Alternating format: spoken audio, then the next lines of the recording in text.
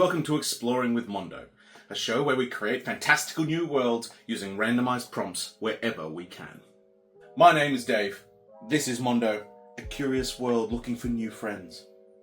If you're new here, hello! We're a little way into the project thus far, so you want to check out this video and probably start from the top. If you're an old timer, welcome back. Today, we use the Expansive Skies System, which allows us to create constellations with a cultural focus in mind. That being said, we also use another couple of randomized generators to help us create a starscape that reflects culture and mythology, not just for the Isle of Wolves, but potentially for the entire world. So as we head into it, just remember that we are now taking a couple of things and taking them for granted. For instance, we're assuming a day-night cycle. We're assuming an Earth-sized planet. We're assuming that stars are visible to the people on the ground. We are not, however, locking in what stars are. And if you are an aficionado of fantasy worlds, you know that there are different interpretations of how, even within the actual real cosmology of certain fantasy settings, stars do exist but can be different things other than, in our world, the perpetual explosions in the depths of space that are so far away that they appear like little twinkly lights. When we head to the table, I didn't make this clear, but when I'm putting the dots on the piece of paper, that'll make sense in a moment. When I'm putting the dots on the piece of paper, I have my eyes closed, but I'm roughly putting the dots roughly where the dice has landed. Alright, let's head to the table. Hello and welcome to the table. We have a number of products around today to play with as we generate the beginnings of our night sky. The primary tool we are going to be using is this one, which is a whole 1 page long. This is Expansive Skies, which is very, very simple in that we are going to roll 2 six-sided dice, add the result to find out how many stars are in a given constellation. We then remove 2 jokers from a standard deck of cards and we shuffle. We draw a card for each constellation. The card's rank will tell us what the constellation looks like. So we're then going to play a bit of a mini game, if you will. I am going to then roll those dice onto this sheet of paper, hopefully contained in a corner. Oh, I might even get a little roll cup, depending. But to give us some sense of like where those stars are, and based on the weighting of those dice will determine what side of the constellation gets more of the attention. We have some other randomizing elements with us today, though, in that we have just a standard tarot deck, and by standard I think there are 2 more cards than normal. This is a Baroque tarot deck that I just got today, and these, which are medicine cards from a Native American inspired divination kind of tarot tradition. These are useful for animals, for generating animals, etc. And these are going to be useful for generating maybe like meanings associated with these beyond this. So to give it a little bit more into the mythological sense. There's also an understanding that this constellation map is going to be shared, at least in part, with the other cultures in our world. They'll have the same stars, and I think that just for the sake of ease, they'll share some of the same constellations. But it might be interesting to find out at the end which constellation has the most significant say for the culture on the Island of Wolves. Okay, first things first though, we're going to generate how many constellations we're expecting. So I'm going to roll 2d6. Yeah? If it ends up just being 2 constellations, if we just roll snake eyes, then yeah, we have a very sporadic, very thin universe. Whereas if we roll heaps, we're going to be here for a while and have a very dotted star map in the end. Alright, here we go. Alright, we are looking for 10. I am just going to prepare this deck. This also has an additional use for us in that these are cards that already have constellations on them. So if we are really stuck for an idea from here, we might draw again from here, just in terms of like a shape, for instance. As I don't know whether you can see, but they actually have the stars outlined on them. I just have to get rid of the 2 Corvus cards, which are the 2 Jokers. So let's roll 2 dice first. Wow. Okay, our first one will have 9, and it will be based on a land creature, and that land creature is going to be a coyote. I'm actually going to change this just because this deck of cards, as you might imagine, focuses on North American ecology, whereas we already know that a jackal is terrifically important in this setting, and I think a coyote and a jackal are close enough in my perception, and this one can be linked to the religion. We also have the lupus being drawn here as a wolf, so we've got a very canine vibe for this first constellation. Okay, well, let's make the constellation first, and then we'll work out through the tarot what it symbolizes to the community. So we're going to start this off here, and there are 9 dots. So I'm just going to... I found colours! Alright, hopefully we can just dot them out with these, and that'll keep our dots separate from other dots until we get our lines drawn. Okay, so I've moved these, but effectively it was around here. And this was a 4. Okay, so 1, 2, 3, 4. Yep. And then 1, 2. Okie dokie. And we need 3 more, don't we? We'll put the 3 next to... you know what? We'll just put the 3 in randomly in the middle. Alright. So I don't know how well that's turning out for you, but we have stars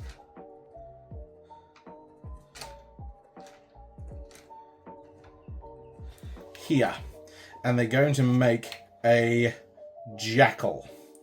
Alright, give me a moment while I get my my artistic brain active, and I'll see you on the far side.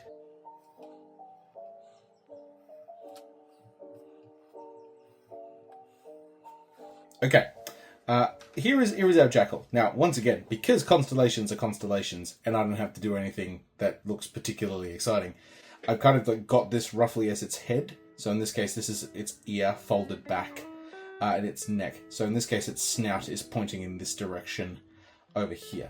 The jackal. All right, now what does this constellation represent?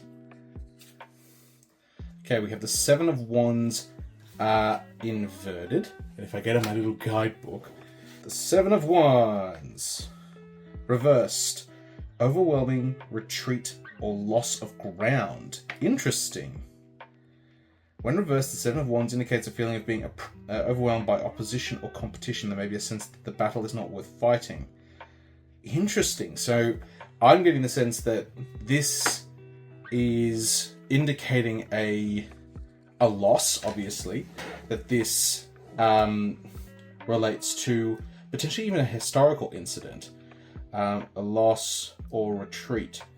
Now, if I was already connecting, given that the jackal was a sacred creature related to the shrine, there's a potential that this is a remnant of an old religion, that this concept of loss or retreat is connected to it after that religion has phased from existence.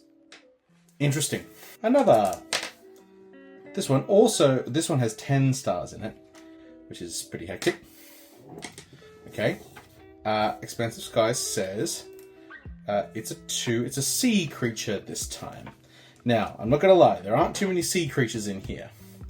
So, here's what we're going to do. We're going to draw from here until we get sea related. Man with dog. Another dog. I love a good sea snake or a sea serpent. Yeah, boy. That's what we're talking about. Okay, sea serpent. Which is a great constellation because it could just be a line. Or I guess it could be like two almost parallel lines across. Speaking of that, then I'm going to make it a line between there and there with a heavy down this end. So I'm going to assume that the head is here. All right. So 7 and 2 is 9 with one more. Okay.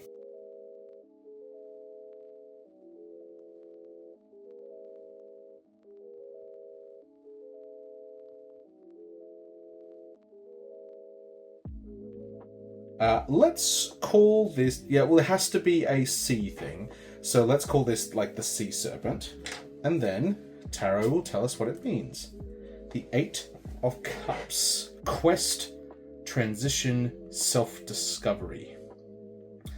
The 8 of Cups suggests deliberate progression towards a higher state of consciousness that represents the difficult but necessary act of moving on from familiar settings in pursuit of deeper truths and spiritual fulfillment. I do like the idea of like transformation and transformation through challenge. So we might call that kind of like quests and growing. I like that. The sea serpent is about quests and growing. What would normally be in other settings a symbol of kind of like Thea is one of kind of transformation. How cool are these cards, by the way? I love them. I've just got them, so I'm still glorying in all of their wonderful art. Next.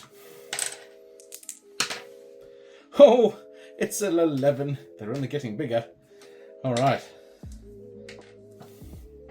All right. We need to work out what it is. An 8. A weapon. Fantastic. Love a good weapon. We're going to make the call of what weapon based on kind of like the picture that forms here. Alright, so I'm going to ensure that they don't overlap with each other. I'm not sure if that's how constellations work in our real world, but it's how I want to work in mine.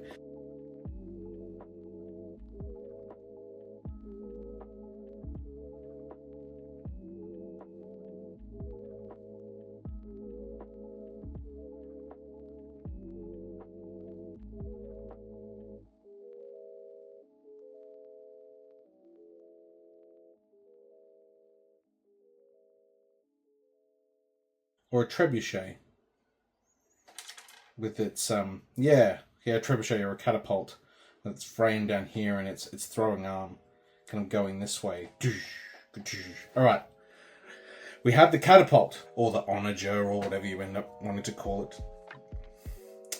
I'm going to call it the catapult, even though that may not be accurate, and you can tell me that I'm a horrible heathen in the comments. Catapult. Okay. Then we're going to draw its meaning. Okay. Justice inverted. Oh no, that can't be good. Justice is one of the big boys, I would assume. Reversed bias, injustice, disharmony, unfairness. Well, we could have guessed that one. When reversed justice warns of the consequences of bias or dishonesty, it suggests there may be a lack of accountability or a situation where justice is not being served. Okay, I actually really like it because we have that sense of scales for justice, but a catapult also has a sense of like the weight, particularly if it goes to a trebuchet. Now I almost want to change it. We'll come back to it, we'll think about it, but in this case, if there's a counterweight, which I believe makes it more of a trebuchet, that sense of like the scales being not right makes this into a weapon as opposed to a tool. So the scales become the catapult. I'm actually going to put that more towards imbalance then. Maybe with some war on the side of it. Okay, we've got 3, and they've been big thus far. Let's see if we can't get, just some variance. Oh, that's a 1. Hey, it's only a 3-star. Get what you ask for. Our 3-star is going to be another weapon. Great. Okay, our 3-star right in the middle.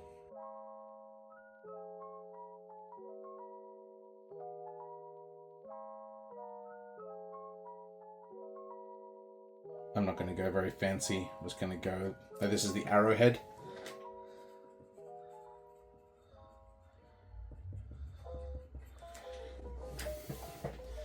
And the arrowhead means inverted 3 of Wands. Delays, obstacles, impatience, or missed opportunities. Maybe experiencing frustrating setbacks. Delays, obstacles, impatience, missed opportunities. I'm just going to put delay there. I think there is that sense of like, it is a bad sign of some description. We've still got a few more to do to fill up our sky. Alright, we have a 7-star. A 7-star. The 7-star one is going to be something from a story. Oh, I wondered if this would come up. Okay, we're going to take a brief tangent. We're going to set this aside, and I'm going to get the story deck just to make a little myth that this can link to. Okay, I'm going to ask the Oracle, is this a god-based story? 5, heck yes it is. Alright, which means I'm going to use the god expansion as well. The Mythwalkers and Eternals story engine booster. The way I integrate boosters into this deck is that whenever I do a card draw, I'll draw one from both. And I'll do the spin for both and I'll pick the one that I like better. We take an agent from both. Either a Warmonger or a Titan. Oh, they're both pretty cool. 1, 2, 3, 4, 5, 6. 1, 2, 3, it's a Warmonger. So what kind of Warmonger are we talking about? A golden or unexpected? A golden Warmonger. Okay, either wants to win a bet wants to unleash the divine wrath of... Obviously the divine wrath. What are you talking about? It's not even a contest. Okay, now I think this means that we want a subject. Okay, a doctor or a hag. I think it has to be a hag. A hag. Great. We'll also take a second to describe the hag. Ethereal or life-giving. Wants to unleash the divine wrath of a life-giving hag or an ethereal hag. I like the idea of a life-giving hag because that might make sense as to why he wants to unleash the fury of it.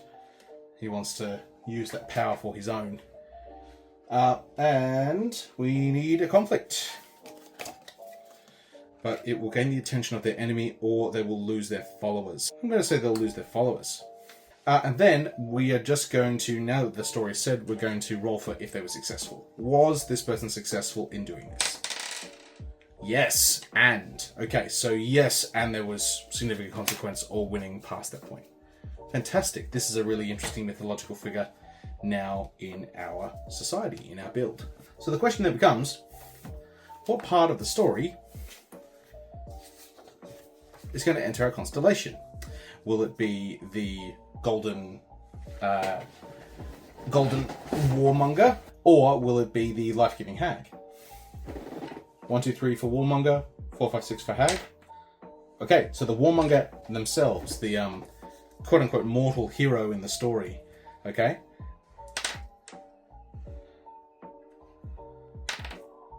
Yeah. Okay. Great. And he's over there. Fantastic. All right. Let me just dot out the boy.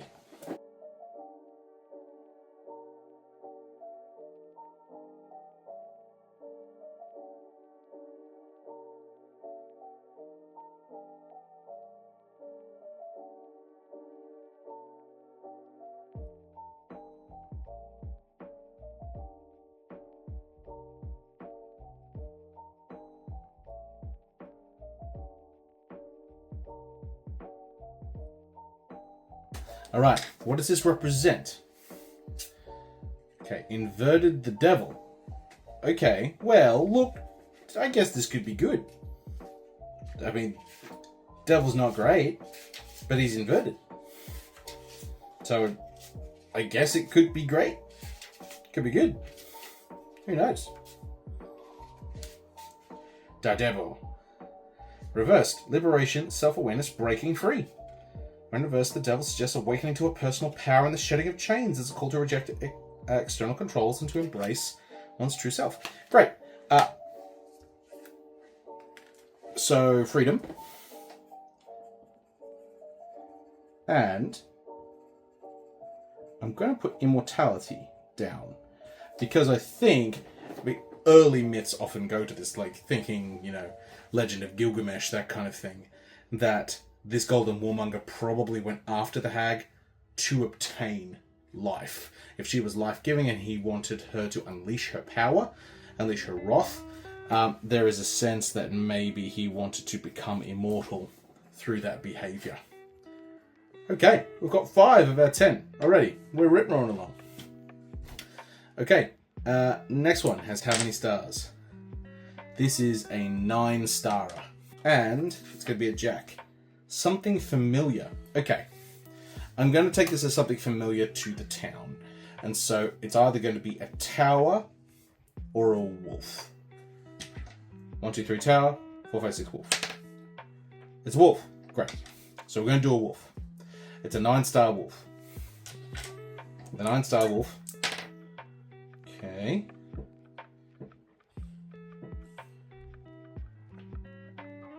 It's going to fit roughly in there. All right.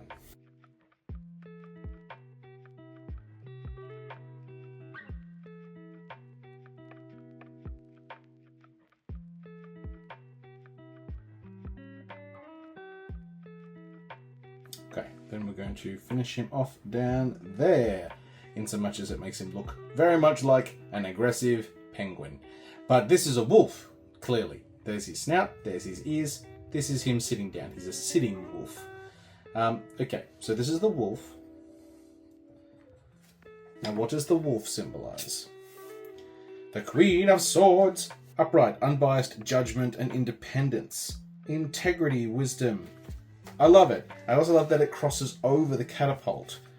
So almost like this area here is the... Like, are you going to be in balance and be just? Or are you going to be imbalanced and at war? And it also moves towards the wolf having a pacifist tone, which we know is inside the language of the culture. So we're now up to our 7th. So we've got 1, 2, 3, 4, 5, 6 already. And we've got 4 more to go. So our 7th constellation has 6 stars in. Okay. It takes the shape of Queen, something from a story. Okay, now I'm going to ask whether this is going to be a different story or whether it's going to be the same story. So 1, 2, 3, same story. 4, 5, 6, different story. Same story. Okay, well that makes it easy because this 6 is just going to be the hag then. So so this is the hag that the golden warmonger went to go get freedom and immortality from.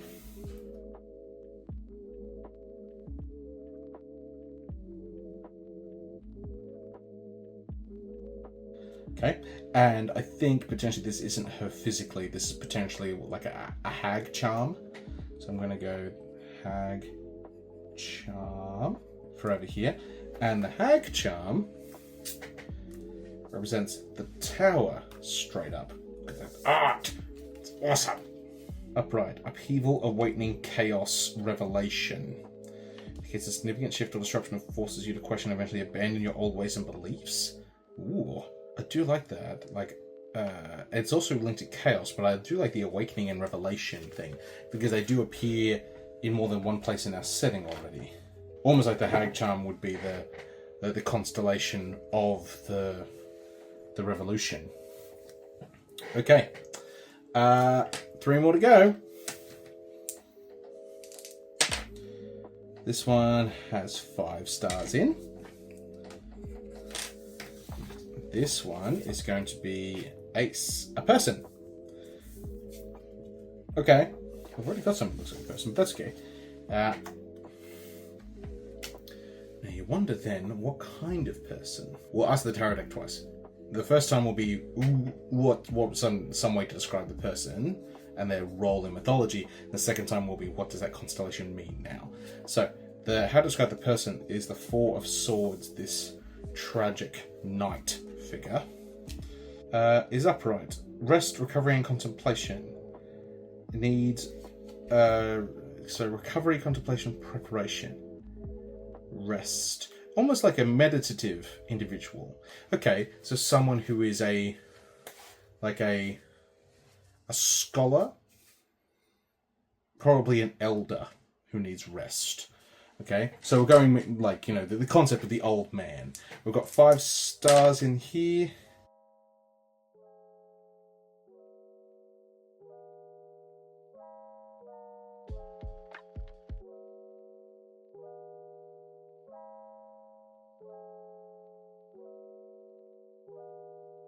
The scholar. Okay. And what does the scholar as a constellation represent? Okay, the Two of Cups, inverted. Misalignment, strained relations, imbalance, and disconnection. It may indicate disharmony or a breakdown in communication within a relationship. It serves as a reminder to address issues before they lead to more significant drift. Okay. So it's like broken relationships. It's like the breakdown of communication. We'll say miscommunication. Okay. This is a 9-starer. Okay. This 9-starer looks like a sky creature. Excellent. We're going to go through here until we get a sky creature. A lynx is not a grouse.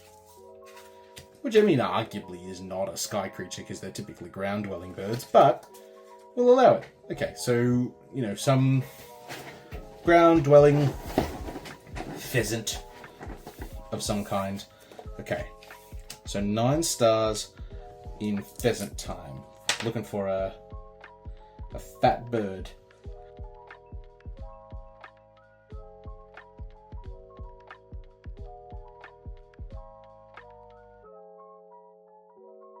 The grouse, which may change, but at this point, a grouse. Okay, the grouse represents inverted temperance. Oh, it's a party grouse. I'm just assuming that temperance means what I think it means. Come on, party grouse. Yes, reversed, imbalance, excess, lack of long-term vision. What a boss. Okay, so this is party grouse. So this is excess and abandon. I love it. I love we have party grouse. There may be even something in that, the fact that the grouse is biting the heel of the golden warmonger, potentially stopping it from stopping that figure from actually achieving control over the hag, despite the fact that we infer that he was very successful. So potentially this is the grass is just something to be feared. Last one. How many stars in the last constellation? 2. Only 2 stars. Snake eyes. Wonderful. Now give us something stupidly complex that we have to sillily represent with a singular line. 7. An ornament. Okay. An ornament's doable. Yeah, okay. It's all the way out here.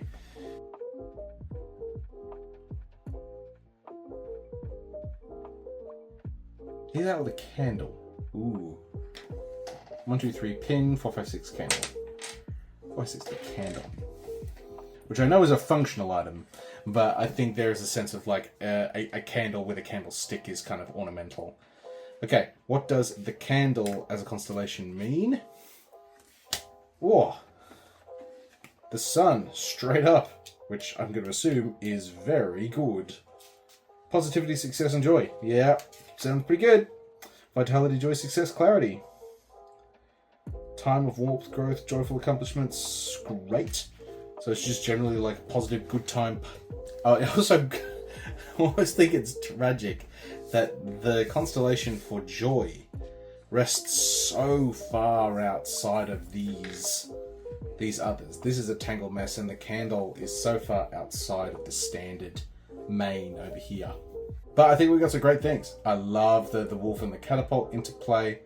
I love that this jackal gives us more information about that loss of religion. I love that we have a whole new mythological story with these two. Party grouse is a personal favorite. Yeah, there's a lot of things to gather from here. All right, I'll see you back in the seat. Okay, so we discovered a lot today. Those constellations do link back to previous symbols and iconography in our world, but also introduce new ones. Next time on Exploring with Mondo, here's what we're going to do. I'm going to take what we have discovered about the Isle of Wolves over the last little while, including the language, including things about the culture and the politics and the layout, and what we can infer about it from what we've learned today, and I'm going to plug it all in together and give a almost similar to the summary video, but a cohesive look at plugging all of those pieces together so that we have a faction, a nation that we can say is mostly done, and then move on. In addition, I will be looking at the survey results next video. At this point, 4 of you have taken the time to go and complete the survey, which is excellent. There's already some really good suggestions and data in there.